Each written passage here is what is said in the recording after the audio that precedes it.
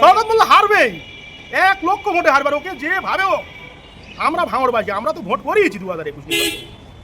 আমি আজ হয়তো ভাঙড় থেকে নিউ টাউনে আছি, আমি আজকালের মধ্যে ভাঙড়ে ঢুকবো। সাথে আমার যত কর্মী আছে আমি সব দলে দলে সব আইএসএফের ঝান্ডা ধরাবো, দলে দলে সব আইএসএফের ঝান্ডা ধরাবো। ভাঙড় শান্তি রক্ষার লক্ষ্যে, ভাঙড়ের মা বোনেদের সম্মান বাঁচাতে, ভাঙড়ের যে আজকের পিছিয়ে পড়া মানুষ বা ভাঙড়ে একটা শিক্ষিত সমাজের মানুষ বেশিরভাগ বাস করে। কলকাতা বিধানসভার তুলনায় ভাঙড়ে কিন্তু শিক্ষিতর হার বেশি, চাকরির হার বেশি। তাহলে ভাঙড় কেন বারবার বদনামের শিকার হবে?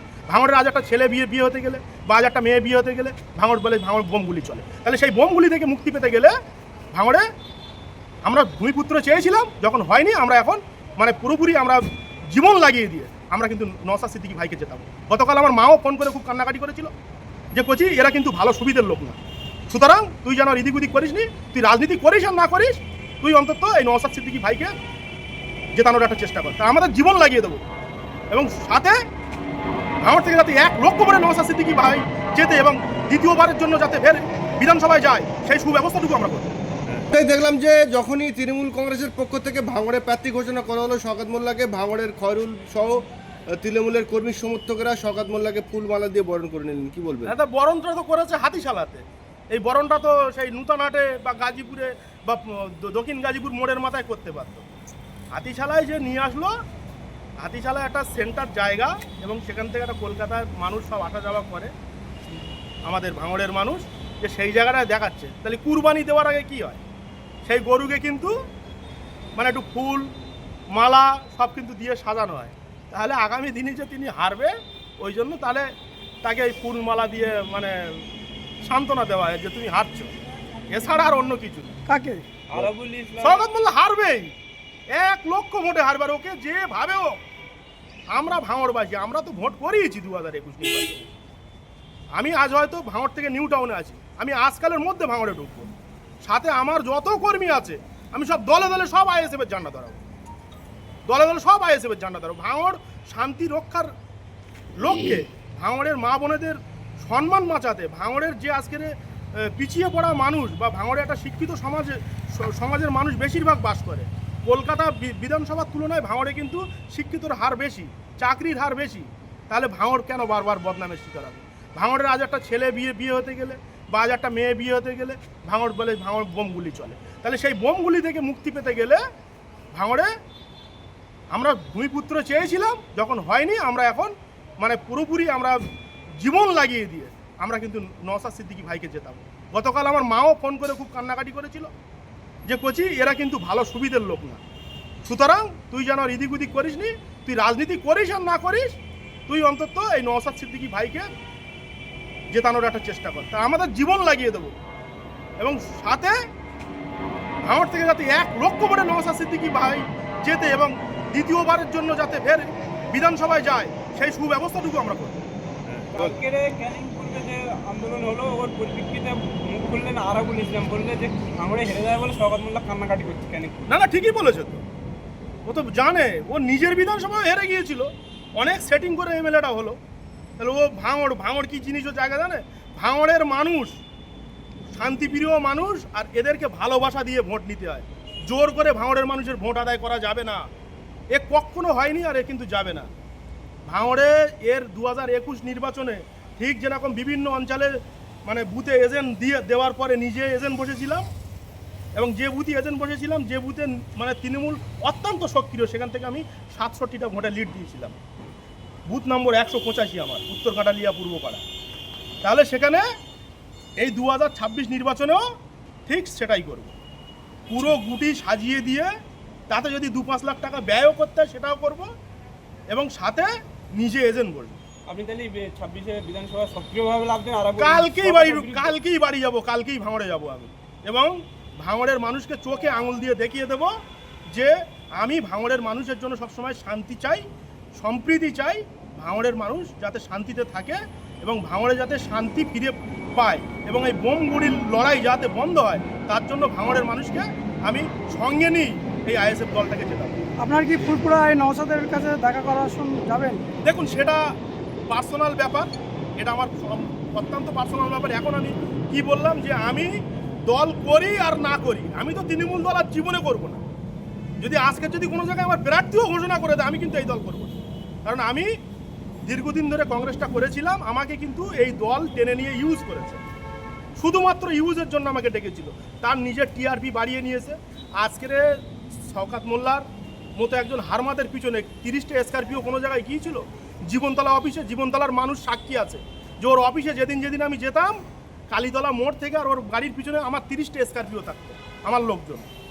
তাহলে সেখানে কিন্তু আমার দলে ঢোকানোর পরে আমাকে প্রচণ্ড ক্ষয়ক্ষতি করা হয়েছে, সাথে আমার কিন্তু অনেক ক্ষতি করেছে, সাথে আমাকে দিয়ে অনেক চায়ের আড্ডা টাড্ডা করিয়ে নিয়ে প্রচুর টাকা খরচা করে 22 লক্ষ টাকা আমার খরচা করিয়েছে। তাহলে এই দল, এ দল আর করার নেই। আর শুধু ভাঙন না, আরও গোটা পশ্চিমবাংলার বুকে আমার কথা কিন্তু মানুষ মনোযোগ সহকারে শোনে। যত বিধানসভায় থেকে যত মানুষ ফোন করে আমার কাছে, আমি সবাইকে বলবো যে আপনারা এই দল থেকে দূরে চলে আসুন। এই দল কিন্তু সুবিধাবাদী দল। ঠিক আছে। ভাঙড়ে ক্যানিং পূর্ব বিধায়ক শওকত মোল্লাকে টিকিট দিয়েছে তৃণমূল, আর ভাঙড়ের কর্মাধ্যক্ষ, পূর্তের কর্মাধ্যক্ষ বাহারুল ইসলামকে ক্যানিং পূর্ব বিধানসভায় টিকিট দিয়েছেন। কি বলবেন এই প্রসঙ্গে? এক কথায় এই দুজনের যে দু জায়গায় ওলট পালট করে টিকিট দিয়েছে, সেক্ষেত্রে এটা বলতে হয় যে এদের দুজনের মালও গেছে, মেয়েছেলেও গেছে। তার উদ্দেশ্য মূল হলো শওকত মোল্লা, তার ক্যানিংটাও গেল, সাথে ভাঙড়ও গেল। গতকাল যে টিকিট ঘোষণা হয়েছে, গতকালকেই কিন্তু নির্বাচনের একটা 80% পার্ট কিন্তু হয়ে গেছে, যে ভাঙড় এবং ক্যানিং দুটোই তৃণমূল কংগ্রেসের হাত ছাড়া। ভাঙড়ে আইএসএফ নওশাদ সিদ্দিকী জিতছে, সাথে ক্যানিং পূর্বে যে আরাবুল ইসলাম দাঁড়াবে সেখান থেকেও তিনি জিতছে, এটা একদম নিশ্চিত।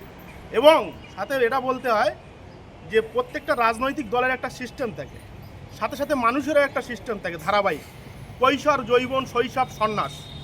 তাহলে পশ্চিমবাংলার যিনি এখন মুখ্যমন্ত্রী, তাঁর কিন্তু এখন সন্ন্যাস জীবন চলছে। তাহলে তিনি কি করবে তাঁর কিন্তু মাথায় কাজ করছে না। তিনি এটা অন্তত তাঁর ভাবার দরকার ছিল, তিনি এতদিন রাজনীতি করছে যে মানুষের জনসমর্থন নিয়ে আমি কিভাবে ক্ষমতায় আসবো। হয়তো তিনি মানুষের জনসমর্থনকে ভয় পাচ্ছেন, যার জন্য ভোট লুট করার জন্য এই শওকত মোল্লাকে ভাঙড়ে দিয়েছে। কিন্তু আমরা তো চেয়েছিলাম যে জনসমর্থন নিয়ে আমরা দলটাকে ক্ষমতায় নিয়ে আসবো। সেখানে তিনি হয়তো দেখেছে যে কাঁটা দিয়ে কাঁটা তুলতে হবে, কিন্তু তিনি যে আসল মুসলিম বিরোধী এটা কালকের কিন্তু আমি বুঝতে পারলাম। এই সরকার কিন্তু সরকার গঠন করতে পারবে না, ত্রিসংখ্যভাবে সরকার গঠন হবে। সে তৃণমূল সরকার গঠন করুক আর বিজেপি সরকার গঠন করুক, কিন্তু একার দ্বারা এই সরকার আর গঠন হবে না। কারণ আপনারা কালকে দেখেছেন যেভাবে বিভিন্ন বিধানসভাতে আন্দোলন, আজকে সেই আমডাঙ্গাতে সে রফিকুর রহমানের জায়গায় সেখানে দিল কাসেম সিদ্দিকীকে। তাহলে সে হাড়োয়া বিধানসভায় মাতিন সাহেবকে টিকিট দেওয়া হলো, বেলা 2টোর সময় জয়েনিং করছে, বিকেল 4টের সময় টিকিট। তাহলে এ দল যে আমরা যে আজকের বুক ফুলিয়ে যে এত কষ্ট করে দলটা করেছি, তাহলে তার কি মূল্য? বা সেই হাড়োয়া বিধানসভায় যে আব্দুল খালেক, যে আজকের মজিদ মাস্টারের বিরুদ্ধে কত আন্দোলন করেছে এবং তৃণমূল দলটা সক্রিয়ভাবে করত, তাহলে সেখানে তাকেও বঞ্চিত করা হলো। তাহলে এখানে দেখতে গেলে কিন্তু এখানে অন্য অ্যাঙ্গেল, মানি ট্রাঙ্গেল অ্যাঙ্গেল কাজ করেছে এখানে, মানে টাকার অ্যাঙ্গেলটা এখানে বেশি কাজ করেছে। এখানে যারা প্রকৃত দলের প্রকৃত প্রাপ্য তাদেরকে কিন্তু বিভিন্ন জায়গায় বঞ্চিত করা হয়েছে, বিভিন্ন সিটে বঞ্চিত করা হয়েছে। ওইদিকে আপনি এতে দেখুন, বাদুড়িয়াতে দেখুন, সে দিলুদাকে টিকিট দিল না, কাজী আব্দুল গফফার দিলুদা যে এমএলএ ছিল তাকেও টিকিট দিল না। তাহলে আজকের ভাঙড়ের মানুষ কিন্তু শান্তিপ্রিয় মানুষ, ভাঙড়ের মানুষ শান্তি চায়। তাহলে সেই সূত্রে আমি এটা বলতে চাই ভাঙড়ের আপামর সাধারণ মানুষের কাছে, মা বোনদের কাছে, যে আপনারা ঐক্যবদ্ধ হন। এই যে ভাঙড় বারবার বদনামের শিকার হচ্ছে, এই ভাঙড় যাতে আর বদনামের না শিকার হয়, দলবদ্ধ হন। দলবদ্ধ হয়ে ভাঙড়কে সুস্থ জায়গায় নিয়ে যেতে গেলে বর্তমানে যা পরিস্থিতি, এখন আইএসএফকে মানে ভোটটা দিতে হবে। ভাঙড়ের মানুষ বা আপনিও বারবার বলেছেন যে ভাঙড়ের ভূমিপুত্র প্রার্থী চাই, সেই জায়গায় ভাঙড়ের ভূমিপুত্র প্রার্থী হচ্ছে একদিকে আরাবুল ইসলাম আইএসএফের, আর তৃণমূল কংগ্রেসের বাহারুল, তারা কিন্তু ক্যানিং পূর্ব বিধানসভা থেকে প্রতিদ্বন্দ্বিতা করবেন। যেমনই ভারত পাকিস্তানের খেলা হলে লন্ডনে খেলা হয়, না হয় ইন্ডিয়া না হয় পাকিস্তান, সেরকমই ব্যবস্থা হয়ে গেছে। কি বলবেন? না, এখানে দেখুন, এখানে কিন্তু দুটো অ্যাঙ্গেল কাজ করছে। একটা হচ্ছে এই যে বাহারুল ইসলামের বিরুদ্ধে যে আন্দোলনটা করেছে, ওর যে কটা মানে সমর্থক আছে, তোলাবাজ আছে, যা কাল জীবনতলায় যে আন্দোলনটা করলো, সেক্ষেত্রে তাহলে এখানে দুটো অ্যাঙ্গেল কাজ করছে। যে এক, এই বাহারুলের সঙ্গে হয় এ গাদ্দারি করবে, যে বাহারুলকে এখান থেকে সরিয়ে দিয়ে আমার ছেলে বা মেয়েকে দাও। আর দ্বিতীয়ত এক হচ্ছে ও ভয় থেকে সওগাত মোল্লা ভয় থেকে যে ভাঙড় তো আমি হেরে যাবই, তাহলে দল হয়তো আমাকে ইউজ করছে। তাহলে যেরকম হাজী নুরুল ইসলামের করেছিল তৃণমূল দল কিন্তু হাজী নুরুল ইসলামেরও এই এক সময় এরকম ইউজ করেছিল, যে ও যে বারবার বলতো যে ভাঙড় 100% জিতবো, তাহলে সেই জন্য হয়তো ওকে ভাঙড়ে ফেলেছে। তা আমরা চাই ভাঙড়ে সওগাত মোল্লাই থাক, ওকে আমরা 1 লক্ষ ভোটে ভাঙড় থেকে হারাবো, একদম দায়িত্ব সহকারে বলছি। আর মৌমাছির মতো ভাঙড়ে যাদেরকে আমি তৃণমূল কংগ্রেসে ঢুকিয়েছিলাম তারা সব আমার সঙ্গে যোগাযোগ করেছে, মৌমাছির মতো আমি আগামী দিনে ফেরে আইএসএফ দলে যোগদান করাবো, তাতে আমি রাজনীতি করি আর না করি। তাহলে কি আগামী দিনে আপনি আবার নওশাদ সিদ্দিকীর সঙ্গে হাত ধরবেন, নওশাদ সিদ্দিকীর হাত ধরবেন? অবশ্যই কথা বলবো তার সঙ্গে, অবশ্যই কথা বলবো। দলে জয়েন করি আর না করি, যে লোকগুলো আছে ভাঙড়ের শান্তি রক্ষার জন্য, সেই মানুষগুলোকে আমি ঠেলে ফের নওশাদ সিদ্দিকীর কাজ দিয়ে দেবো। তাহলে ভাঙড়ের শান্তি কি শওকত মোল্লার হাত থেকে হবে না, আপনি নওশাদ সিদ্দিকীর হাতে হ্যাঁ হবে হ্যাঁ, বলে আমি বলবেন? এটাই আশা চাইছি, কারণ তিনি একজন করাপশন ব্যক্তি, অ্যাজ এ ক্রিমিনাল। তিনি যদি ভাঙড়ে যদি কোনো রকমভাবে রাজকীয় রাজ ফলায়, ভাঙড়ে কিন্তু একাধিক মানুষের জীবন বিপন্ন হবে, একাধিক মায়ের কোল খালি হবে, খুন হবে। তাহলে সেই খুনের রাজনীতি কিন্তু আমরা চাই না। ভাঙড়ে যখন শওকত মোল্লাকে প্রার্থী ঘোষণা করা হয়, ভাঙড়ের মানুষ মিষ্টি বিলিত করেছিল, শওকত মোল্লাকে ফুলমালা পরানো হয়েছে, তার বিরূপে আমরা দেখলাম যে ক্যানিং পূর্বর জীবনতলায় শওকত মোল্লাকে ক্যানিং পূর্ব প্রার্থী না করায় তৃণমূলের কর্মী সমর্থকরা টায়ার জ্বালিয়ে বিক্ষোভ দেখাচ্ছিল, কি বলবো? তৃণমূলের কর্মী সমর্থক ওনার পাশে নেই ওই বিধানসভায় তৃণমূলের কর্মী সমর্থক পাশে নেই। যে কটা ওর চাটে, ওর জুতোর তলায় থাকে, যে কটা ওর তোলাবাস, সেই কজনই ওখানে আন্দোলন করেছে। প্রকৃত তৃণমূল কংগ্রেস যারা ওখানে দলটা করে, তারা ওর পাশে নেই। আমি কিন্তু বিভিন্ন স্তরে কথা বলেছিলাম যে ক্যানিং পূর্ব বিধানসভা তো হার, আমরা কি ইলেকশন করাইনি? আমরা 2021-এর নির্বাচনে ইলেকশন করিয়েছি। 36,000 ভোটে ক্যানিং পূর্বে হার ছিল। কিভাবে জিতেছে না জিতেছে সেটা তো আমরা জানি, কেন রাস্তায় এসে বসে পড়েছিল ভোট 12 রাউন্ড গণনার পরে। তাহলে সেখানে তো আমরা জানি যে ওই বিধানসভাটা হার আছে। আরাবুল ইসলাম যে ক্যানিং পূর্ব বিধানসভা থেকে যে দাঁড়াবে বলছে, তাহলে সেই জায়গায় ভোটটা লুট করতে পারবে না, কারণ তার একটা ক্ষমতা আছে, তার একটা লেডেল বাহিনী কম বেশি আছে। তাহলে সেই জায়গাতে বারাইপুর থেকে ভোট আর লুট করতে পারবে না। সুতরাং আরাবুল ইসলাম ওই বিধানসভা থেকে অন্তত 60,000 ভোটে জিতবে, এটা আমি খুব গর্বের সহ বলছি। এই যে ভাঙড়ের দুজন ভূমিপুত্র আরাবুল ইসলাম এবং বাহারুল ইসলাম, তারা দুজনে ক্যানিং পূর্ব থেকে ভোটে দাঁড়িয়েছেন। ক্যানিং পূর্বর সাধারণ মানুষকে কাকে সব ভোট দিতে বলবেন? আরাবুল ইসলামকে বলবেন না বাহারুল ইসলামকে বলবেন? না, এখানে দেখুন, এখানে মানুষ ক্যানিং এবং ভাঙড়ের মানুষ শান্তি ফিরে পেতে চাইছে। 2021 নির্বাচনের পরে কি করেছিল শওকত মোল্লা? তাহলে সেখানে ঘর জ্বালিয়ে দিয়েছে, জেসিবি দিয়ে গাড্ডা মেরে দিয়েছে। তাহলে ভোট পরবর্তী যে হিংসা ছিল, তাহলে সাধারণ মানুষের একটা রাগ আছে, তাহলে সেই জায়গায় মানুষ বিমুখ হয়ে তারা আইএসএফ দলকেই বেছে নেবে। এখানে তো অন্য কোনো ব্যাপার নেই। আর ক্যানিং পূর্বে সিপিএমের কিন্তু একাংশ একটা মানুষ বসে আছে, যারা বিভিন্নভাবে মানে এই দলের ওপরে রাগ ক্ষোভ, তারা আরাবুল ইসলামকে কাছে পেয়ে তারা আরাবুল ইসলামকে সহযোগিতা করবে, যতটুকু খবর আছে আমার কাছে। ওই ক্যানিং পূর্ব বিধানসভা একসময় সিপিএমের ছিল, সিপিএমের যারা পুরনো লিডার তারা কিন্তু বসে আছে, তারা কিন্তু আরাবুল ইসলামের সাথ দেবে।